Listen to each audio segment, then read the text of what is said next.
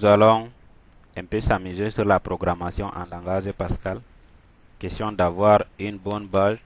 Je vais tout d'abord créer un dossier pour notre tuto. Je vais le nommer Pascal comme ceci. Voilà. Et lancer un éditeur comme celle-ci par exemple pour débuter notre tuto. Alors voilà, un nouveau fichier. Alors pour faire des programmes en Pascal, tout d'abord il faudra taper le mot-clé programme comme ceci, suivi du nom de votre programme. Alors vous pouvez donner n'importe quel nom à votre programme de façon à ce qu'il ne doit pas contenir un espace. Donc voilà un exemple, donc tuto Pascal. Voilà, et puis suivi d'un point virgule comme ceci. Un peu, vous mettez begin, le mot ci, et après vous mettez n pour dire c'est là la fin de votre programme. Donc tout ce que dont vous allez taper c'est entre begin et n. L'espace est réservé pour la déclaration des variables. Alors ici c'est ce que votre programme doit contenir, doit se retrouver là à ce niveau. Alors pour écrire par exemple un élément à l'écran, nous allons utiliser ceci, une instruction ci. Alors tapez le mot bonjour tout le monde comme ceci. Voilà, voilà, et puis à la fin n'oubliez pas de mettre un point virgule à chaque instruction. Donc je vais tout d'abord enregistrer ce programme afin de compiler pour voir ce que ça va donner.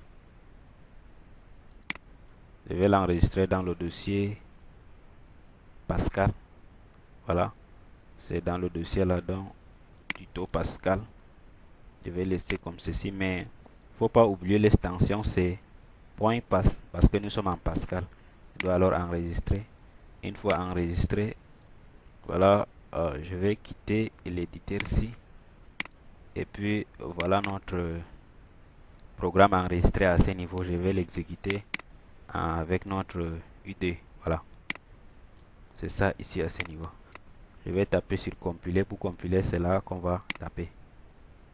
Alors voilà, le résultat nous notifie que notre programme a été compilé avec succès et aucune erreur. Et donc voilà notre programme, le setup, l'exécutable qui s'est généré. Nous pouvons donc les lancer et voir ce que ça peut donner. Alors je fais double-cliquer.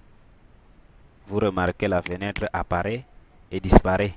C'est bien normal. Donc elle apparaît et puis elle disparaît immédiatement au moment où elle apparaît. Pourquoi ceci?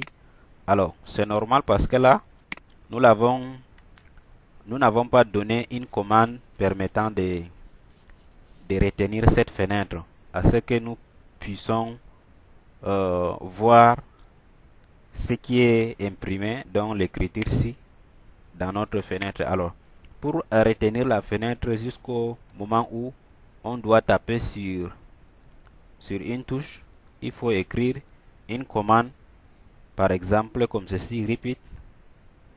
Voilà, repeat until key. Voilà, comme ceci.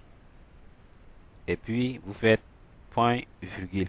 Donc ça veut dire que l'instruction ci suffit.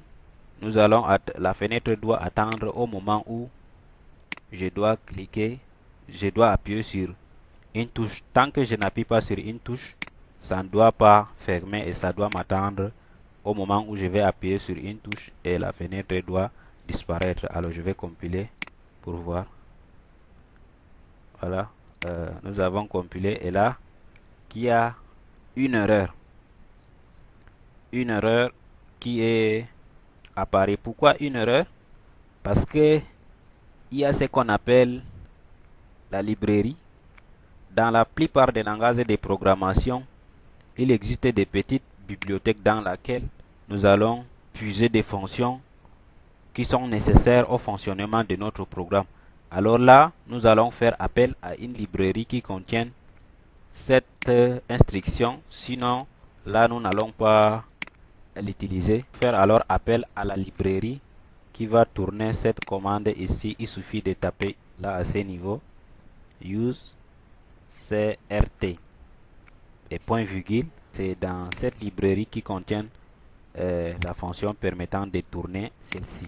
Alors maintenant quand je vais compiler, vous allez remarquer ça ne va pas renvoyer une erreur. Alors je tape sur compiler. Voilà, très bien, vous remarquez maintenant qu'il n'y a aucune erreur. Maintenant je vais lancer mon programme, vous allez remarquer, voilà. Alors voilà, une fois tapé, la fenêtre reste là à ce niveau. Donc ça ne doit pas disparaître et ça nous attend au point où nous allons taper sur une touche de notre clavier. Ça doit disparaître. Quand je tape sur une touche, la fenêtre disparaît. Donc c'est cette fonction, c'est cette commande qui a permis de retenir notre fenêtre. Voilà. Plus loin encore, nous allons un peu évoluer avec celle-ci. Je dois copier ceci et coller. Vous allez un peu remarquer un truc. Et comment vous allez, voilà, ici à ce niveau. Quand je tape sur compiler, voilà, je lance mon programme. Voilà comment ça nous donne le résultat. Ce n'est pas retourné à la ligne au lieu que ça.